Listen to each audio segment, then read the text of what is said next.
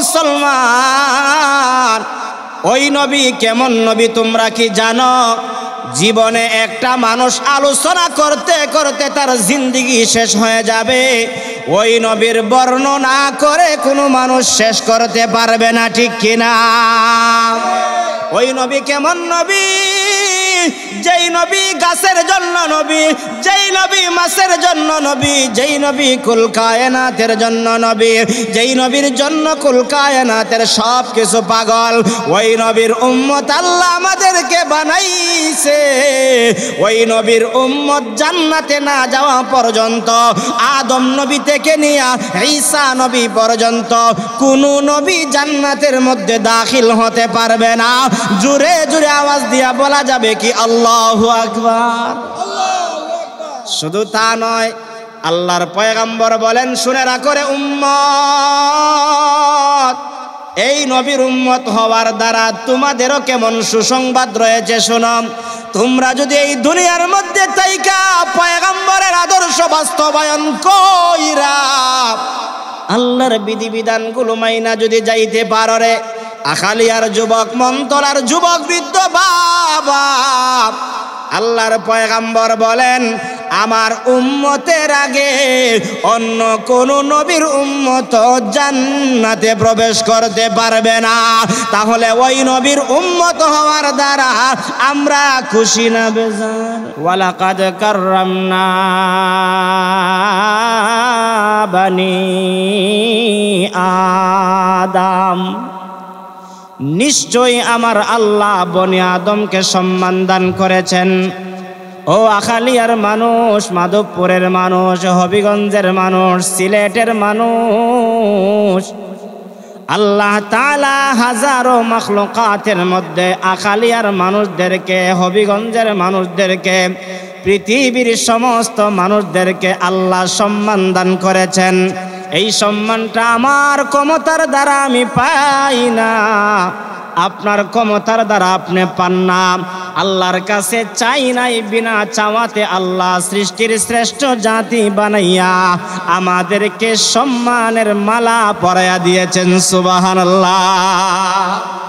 আচ্ছা, আমরা কি কেউ কোনোদিন মায়ের পেট থেকে দরখাস্ত করছিলাম যে আমাদেরকে এই বানাতে হবে, মুসলমান বানাতে হবে, অথবা শেষ নবীর উম্মত বানাইতে হবে? এমন কোনো দরখাস্ত করার সুযোগ ছিল না। বিনা চাওয়াতে আল্লাহ আমাদেরকে দিয়েছেন।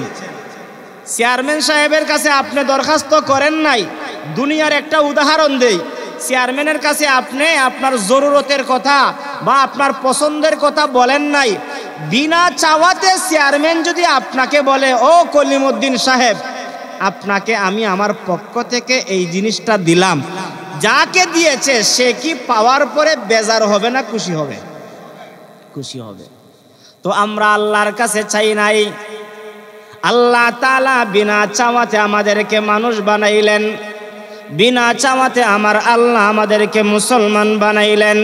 পৃথিবীতে হিন্দু আছে, খ্রিস্টান আছে, শিখ আছে, চাকমা আছে, বেদিন আছে, বেঈমান আছে, যত ধরনের যত মানুষ আছে, যত ধর্মাবলম্বী আছে, কোন ধর্মাবলম্বী আমার আল্লাহর কাছে গ্রহণযোগ্য নয়। একমাত্র গ্রহণযোগ্য একটা জাতি আছে, সেই জাতিটা হলো মুসলমান জাতি। আল্লাহ সেই জাতির মধ্যে আমাদেরকে প্রবেশ করাইলেন, সেই জাতি হিসাবে আল্লাহ আমাদেরকে স্বীকৃতি দিলেন।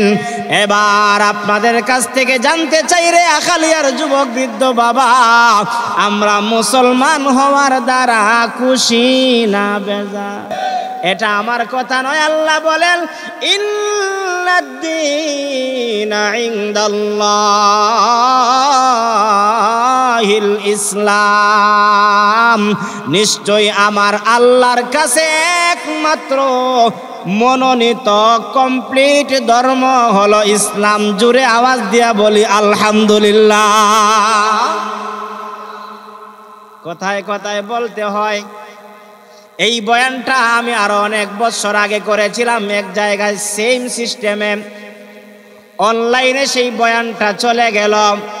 চলে যাওয়ার পরে সেই বয়ানটা তো শুধুমাত্র মুসলমানের সামনে যায় নাই, হিন্দুদের সামনেও গেছে, খ্রিস্টানের সামনেও গেছে, শিখ চাকমার সামনেও গেছে। ভিন্ন ধর্ম অবলম্বীরা সেখানের মধ্যে লেখে বলে মুসলিম ধর্ম সত্য ধর্ম, সেটা মানতে চায় না।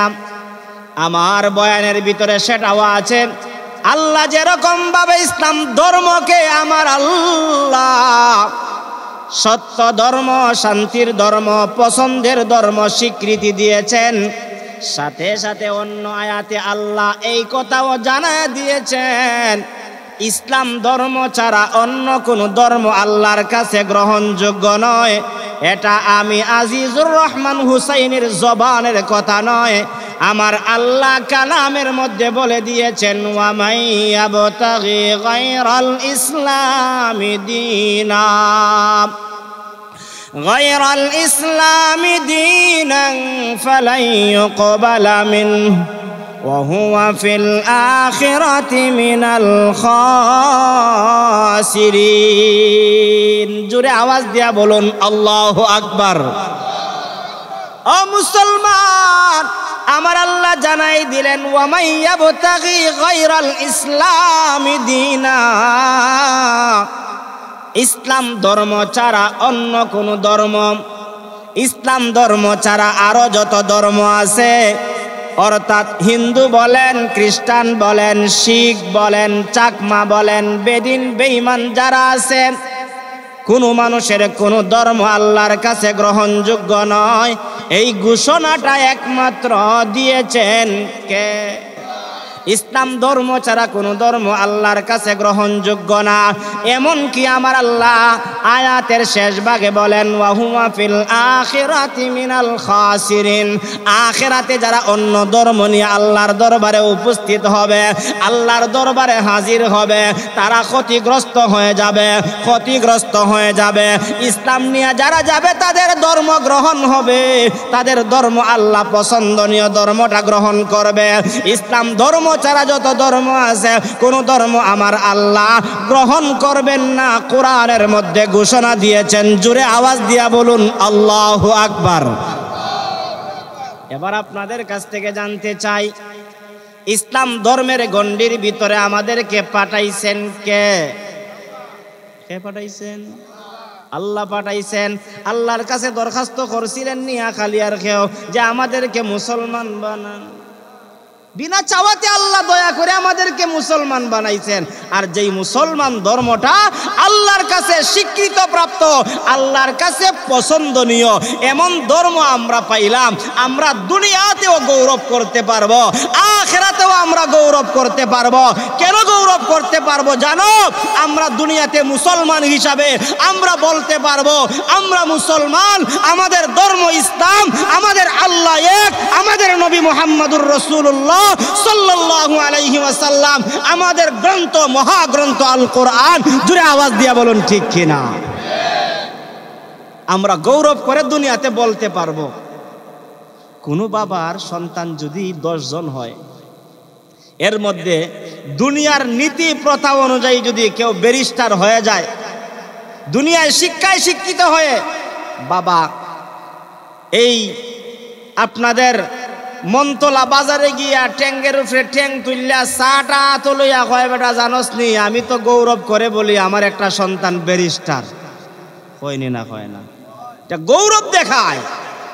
পক্ষান্তরে কোন বাবার কোন সন্তান যদি হাফেজে কোরআন হয়, আলেম হয়, আল্লাহর প্রিয় হয়ে যায়, ওই কিছু বাবা আছে ওই জায়গায় ঠ্যাঙ্গের উপরে ঠ্যাং তুললা সেও বলে আরে বেটা তুই কি জানোস আমি তো একজন হাফেজে কোরআনের বাবা। এই কথার দ্বারা ওই বাবাটা দুনিয়াতেও গৌরব করতে পারবে, আর হাফেজে কোরআনের বাবা হওয়ার দ্বারা আখিরাতেও সম্মান আর মর্যাদা পাবে, সে আখিরাতেও সম্মানের মালিক হয়ে যাবে। সুবহানাল্লাহ। বাকি অন্যগুলোরে হাফেজ বানাইতে পারলো না, সেজন্য বাবা এই সন্তানকে নিয়ে গৌরব করে কি করে না? তার একটা নাম থাকে আব্দুল করিম অথবা আব্দুল সত্তার অথবা আব্দুর রহিম, কিন্তু বাবা মোহব্বত করে আব্দুর রহমান বলে ডাকে না, বলে আমার হাবিজ সাহেব কোথায়? হয়নি না? হয় না? আরে এটা তো বাবাই বলবে কেন? আপনাদের মাদ্রাসায় যদি একটা ছাত্র হাফেজে কোরআন সবক শেষ করে হাফেজ হয়, এলাকার কমিটিতে যারা আছে অথবা যারা মাদ্রাসার সাথে সম্পর্ক রাখে তারাও যখন ওই হাবিজ সাহেবরে দেখে নাম ধরে ডাকে না, ও হাবিজ সাহেব বেটা কই আছো বা, কয়নি না কয় না। আল্লাহ তাআলা আমাদেরকে মুসলমান বানাইলেন, পছন্দনীয় ধর্ম আল্লাহ আমাদেরকে দিলেন, তাতে আল্লাহ তাআলা বিনা চাওয়াতে এমন একজন নবীর উম্মত বানাইলেন যেই নবী যতক্ষণ পর্যন্ত জান্নাতে দাখিল না হবেন, প্রবেশ না করবেন, অন্য কোন নবী জান্নাতে প্রবেশ করতে পারবেন না। ও মুসলমান, ওই নবী কেমন নবী তোমরা কি জানো? জীবনে একটা মানুষ আলোচনা করতে করতে তার জিন্দেগি শেষ হয়ে যাবে, ওই নবীর বর্ণনা করে কোনো মানুষ শেষ করতে পারবে না, ঠিক কিনা? ওই নবী কেমন নবী? যেই নবী গাছের জন্য নবী, যেই নবী মাছের জন্য নবী, যেই নবী কুল কায়নাতের জন্য নবী, যেই নবীর জন্য কুল কায়নাতের সব কিছু পাগল, ওই নবীর উম্মত আল্লাহ আমাদেরকে বানাইছে। ওই নবীর উম্মত জান্নাতে না যাওয়া পর্যন্ত, আদম নবী থেকে নিয়ে ঈসা নবী পর্যন্ত কোনো নবী জান্নাতের মধ্যে দাখিল হতে পারবে না। জোরে জোরে আওয়াজ দিয়া বলা যাবে কি আল্লাহু আকবার? শুধু তা নয়, আল্লাহর পয়গম্বর বলেন, শুনে রাখো রে উম্মত, এই নবীর উম্মত হওয়ার দ্বারা তোমাদেরও কেমন সুসংবাদ রয়েছে শোনো। তোমরা যদি এই দুনিয়ার মধ্যে থাইকা পয়গম্বরের আদর্শ বাস্তবায়ন কইরা আল্লাহর বিধিবিধানগুলো মাইনা যদি যাইতে পারো রে আখালিয়ার যুবক, মন্তলার যুবক, বৃদ্ধ বাবা, আল্লাহর পয়গম্বর বলেন আমার উম্মতের আগে অন্য কোন নবীর উম্মত জান্নাতে প্রবেশ করতে পারবে না। তাহলে ওই নবীর উম্মত হওয়ার দ্বারা আমরা খুশি না বেজার? এই নবীকে আল্লাহ এই দুনিয়াতে পাঠাইলেন। যুগে যুগে আল্লাহ যত নবী পাঠাইছেন, এক নবীর পরে আরেক নবীর পরিবর্তন হয়েছে। আমার নবীর মাধ্যমে আল্লাহ তাআলা শিলমোহর মেরে দিলেন, আর কোনো নবী দুনিয়াতে আগমন করবে না, নবুয়তের স্বীকৃতি আর কেউ পাবে না। আমার নবী এমন একটা সময় আরব জাহানের মধ্যে জন্মগ্রহণ করলেন, যেই সময়ে ওই সমস্ত লোকেরা এমনভাবে খারাপির মধ্যে, জাহিলিয়তের মধ্যে তারা নিমজ্জিত ছিল। ভাই ভাইয়ের সঙ্গে এমনভাবে ঝগড়া করত, যুগের পর যুগ তারা ঝগড়ায় লিপ্ত থাকত। এমন একটা পরিস্থিতি হয়ে গেল, তারা আল্লাহর ঘর কানায় কাবাকে উলঙ্গ অবস্থায় তাওয়াফ করত। মানুষ মানুষত্ব হারিয়ে ফেলল। এই মুহূর্তে আমার আল্লাহ শ্রেষ্ঠ নবীকে আরব জাহানের মধ্যে পাঠাইয়া দিলেন।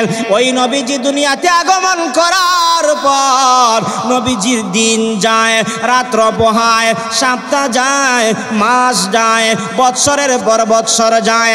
আমার নবীজি দুনিয়াতে আগমন করার আগেও নবীজির আলোচনা ছিল, আমার নবীজি দুনিয়াতে আগমন করার পরেও নবীজির আলোচনা ছিল। নবীজি দুনিয়া থেকে চলে গেছেন, এখনো নবীজির আলোচনা আছে না নাই?